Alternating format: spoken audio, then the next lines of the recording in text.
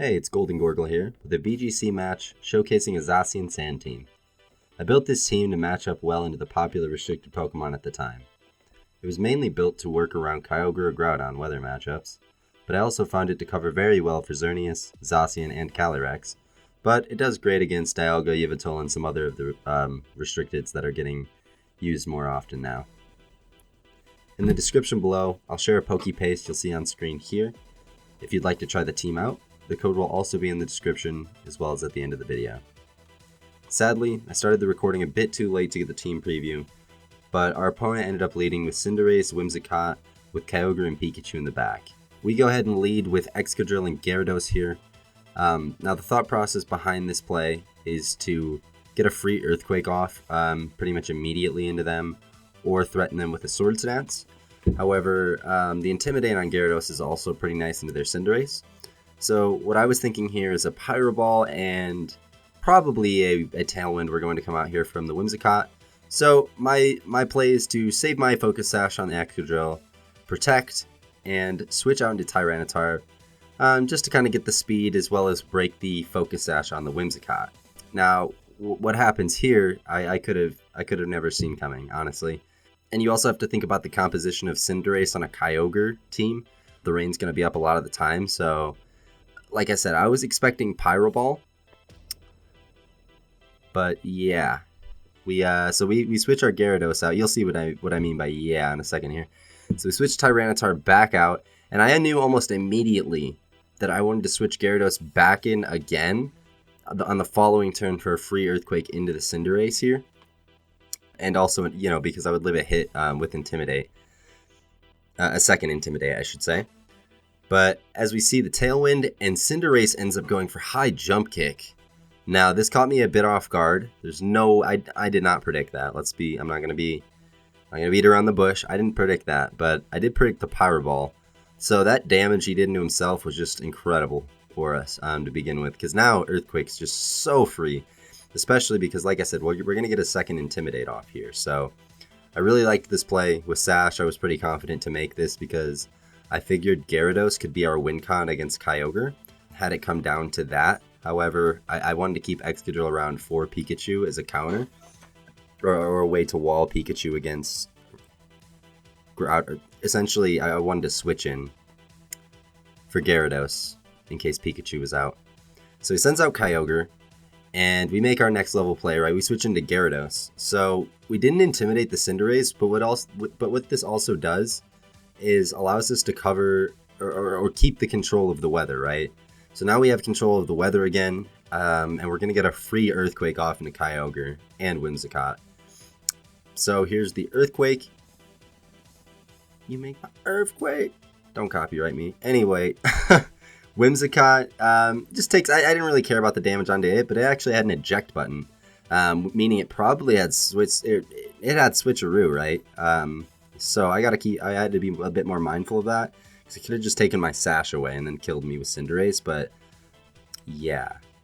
So again, here, I want to preserve my Focus Sash, because at this point with this damage on Kyogre, I realized that my win con could just be keeping my Sash and Earthquaking Kyogre later, but I don't want that to be our first option. So I protect, save my Focus Sash, and decide to just go for the Power Whip into Kyogre, knowing that there's a chance I could get knocked out here from a combo of moves. Now, I didn't expect Cinderace to just go for high Jump Kick again, but it did the damage they needed, combined with the Origin Pulse that does land here. So, with that being said, we get a free switch out into Tyranitar. Again, we're just kind of ignoring the Tailwind here, right? They might have speed control, but we kind of are just, like I said, we're just completely ignoring it. We have a way to boost our speed if necessary, but at this point, the Sash is super helpful, as well as the Berry on Tyranitar, because that's going to help us tank a water attack from the Kyogre if need be. So now that Gyarados is dropped, though, the win condition is pretty much completely changed. I can no longer just like Waterfall into Cinderace, and I can't sweep with Gyarados, right, and Power Whip into Kyogre. So now I've decided, alright, it's time to just try to knock out Kyogre, right? Let's just go for EQ and protect Tyranitar. My opponent's wise enough to not let that happen so they can have control of the weather. I think they switched their Kyogre out here into the Whimsicott, and what did they do with Cinderace? I believe they bounced, actually, which I'm not sure really how that helps them unless they get a Parahax.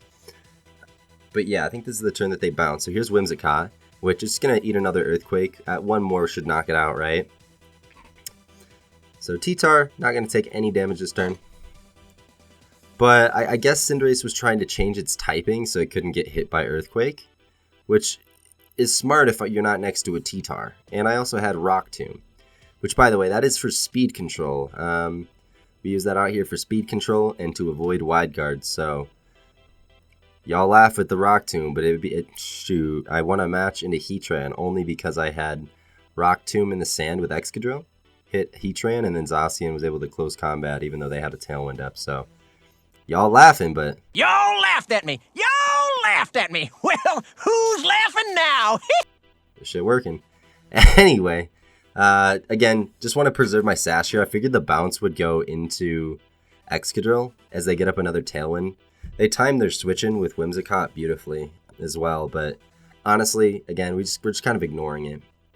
And here's where some variables come in because Cinderace bounces, actually hits that, doesn't para us, and we hit both of our rock slides. So I could get deep into how else we could have played around it, but let's keep it simple for now. We hit both of our rock slides, so put us in a really good position. Had we not, I feel like Excadrill and T-Tar could have pretty much picked up both of those KOs the following turn. Question is, would we have our sash? The answer would be no.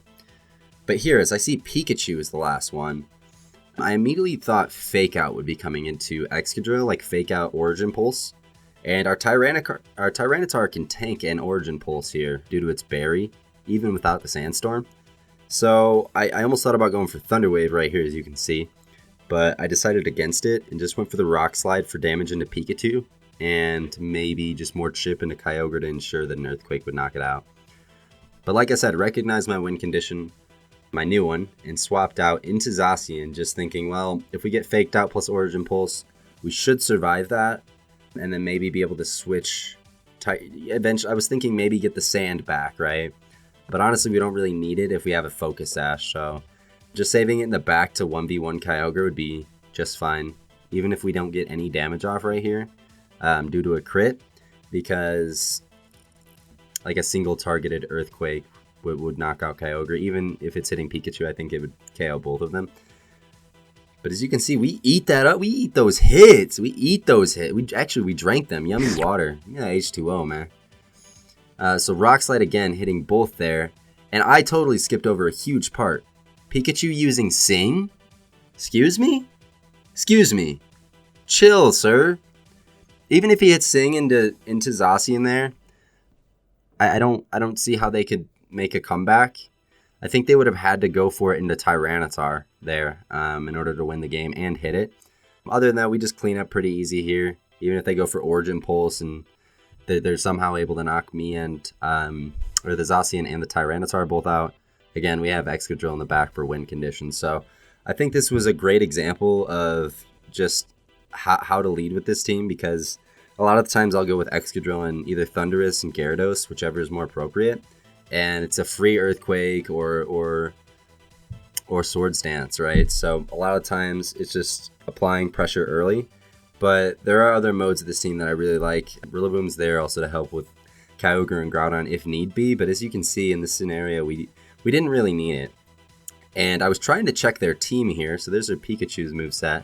But I accidentally pressed B. I wanted to see if the Cinderace even had Pyro Ball, because I started thinking about it, right? And yeah, I don't think it did, because it was in a rain team and they didn't even attempt it. So again, I'm in the Ultra Ball tier right now, so if I get some more matches that I think show off better matches, like say for example if we get a matchup into Calyrex that is pretty good, or into Xerneas, I want ones that aren't too much variable, or even if there is variable, we can kind of show that in the worst case scenario, we would still win that match. So I'll be looking for just a couple games as I'm playing games. I'll be looking for pretty like solid matches to save and just upload here as post-com style. So hopefully you guys enjoyed. Again, if you want to try out the team, let me know what you think.